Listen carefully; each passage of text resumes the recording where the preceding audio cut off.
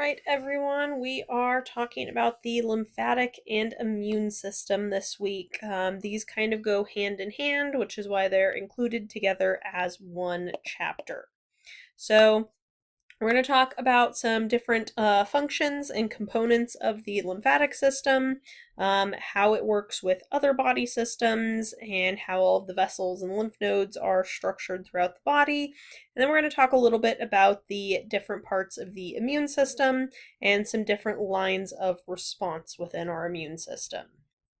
So nothing major going on here. This is just an electron micrograph that's been artificially colored of HIV virus infecting cells. So the virus is in, it's all these little green particles, and then we've got some different immune cells and other tissues over here. So this first section is just functions of lymphatic and immune system. So this is primarily where we're going to be talking about the immune system. The other two sections of this chapter are going to be looking more closely at different structures and organs of the lymphatic system. So the lymphatic system is a big network of lymphatic vessels traveling throughout the body. It's, as you can see, pretty extensive, runs throughout the entire body, much like our blood vessels do. And then there's going to also be some associated organs with all of these different lymphatic vessels. So the vessels for the lymphatic system are pretty similar to veins in a lot of ways, but not exactly identical. We'll talk more about those in another video. And then we also have lymph nodes, which are other structures within the lymphatic system that all of these vessels feed into and then flow out of on their way back to returning fluid into the circulation. We'll talk in a different video about all of the associated structures, which include bone marrow, the thymus, spleen, and a couple other structures as well, like the adenoids and tonsils and stuff like that. So these lymphatic vessels, we've got some different names similar to our blood vessels, where we had like arteries, arterioles, and then capillaries, and then venules and veins. The lymphatic system is structured similarly. We have lymphatic capillaries, we have lymphatic vessels, lymphatic trunks, and then ducts as well. Their job is to return excess fluid from the tissues back into the bloodstream, as well as distribute lymphocytes and other white blood cells throughout the body, and transport actually a lot of lipid products from digestion into the bloodstream. Other lymphoid tissues include the tonsils and then something called MALT, which stands for mucosa-associated lymphoid tissue, which is found in the digestive system. This is all going to support a lot of lymphocyte production, as well as storing and distributing those cells. And then the remaining organs of the lymphatic system are the actual lymph nodes themselves, the thymus, red bone marrow, and then spleen. So they're going to also help with that lymphocyte production, storage, and distribution, as well as filtering blood and lymph to get debris out, any abnormal cells, and pathogens. So let's get into the immune system specifically a little bit more here. So we have some different lines of defense within the immune system. These are not all going to start immediately upon contact with a pathogen. So we have our first, second, and third line of defense. The first line of defense is going to start immediately. So this is instantaneous reaction, and then this is also further classified as innate immunity. So this is programmed into our body from the moment that we come into existence. So the first and second lines of defense, as you can see, are part of that innate immunity, whereas that third line is considered to be adaptive immunity, which we'll talk about a little bit later. So our first line of defense is immediate response, part of our innate immune system, and this is mostly barrier defenses like our skin and mucous membranes, and its function is to prevent pathogens from getting into the body. So we're not actually necessarily fighting those pathogens within this first line of defense. We're just trying to keep them from getting into the body tissues to begin with so that they don't even cause that infection to start with. Next up, that second line of defense, this is still going to be a very rapid response, although not as quick as that first line, because again, we're just trying to prevent pathogen infection in that first line. The second line is going to be very, very fast response, again, part of that innate immune response. But this is what happens after a pathogen does make it past those barriers. And so the innate immune system is going to have very what are called non-specific defenses. So this is just kind of a generalized immune response to anything that's not supposed to be there and is seen as non-self. So something that is not part of our normal body.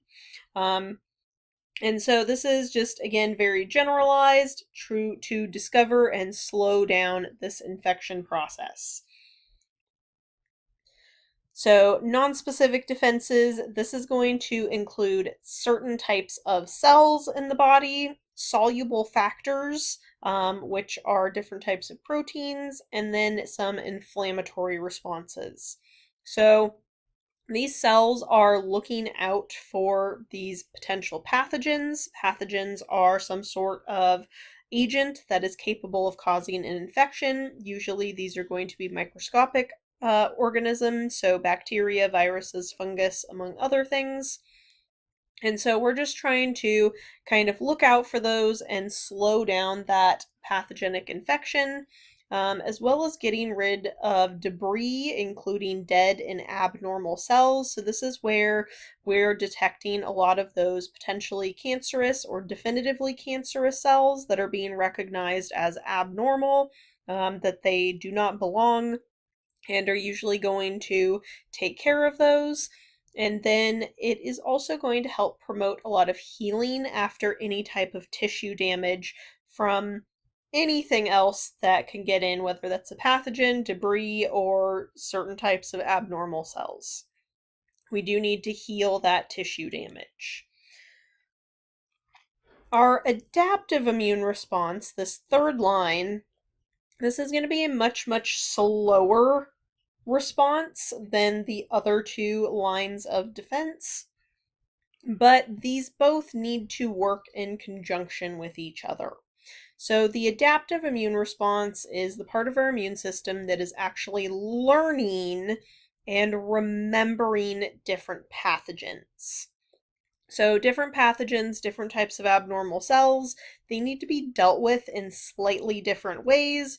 We can't entirely deal with bacteria the same way we would deal with a virus by our immune system getting rid of those. And so we need slightly more specific defenses against different types of pathogens and other issues. So this adaptive response is what's going on with this third line. So again, very, very specific responses, and this is controlled mostly by lymphocytes specifically. And we have some different types of lymphocytes that we'll get into in just a little bit. And their job is to fully eradicate any type of pathogenic infection, as well as retaining that memory so that if we were to get infected with that exact pathogen again, we already have that memory, we're already going to recognize it, and we're going to be able to start that response much, much faster than the first time that we actually see that particular pathogen. But we need the innate and adaptive immune responses to work together to be most successful. So a lot of these non-specific defenses happening here in the innate system are going to help signal to the adaptive system what's going on. Hey, we have an issue coming up. Start getting ready to deal with this particular issue. And stuff like that. So making more different types of cells as needed and stuff like that. They're going to start releasing signals to whatever that site of infection is and things like that. So they really need to be able to work together for our maximum immune response. So here's just kind of a graphic comparison of those. So we've got a lot of tonsils up in our head. So some of these are being covered in the digestive system material this week in lab. But a lot of those tonsils are going to initially detect some of those pathogens. Again, we're going to go to that innate immune response pretty quickly. Those surface defenses include skin, hair within our nose, and things like that, as well as mucus, which would trap those particles, those pathogens, and actually try to move them up out of the body before they can infect a cell. And then we have some more internal defenses, which include more specific cells that we touched on a little bit with blood last week, but did not go into a lot of detail with.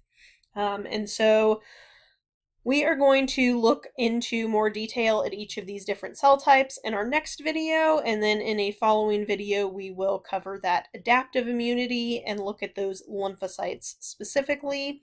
But we're going to wrap up this video right now and save that more detailed information for a couple additional videos.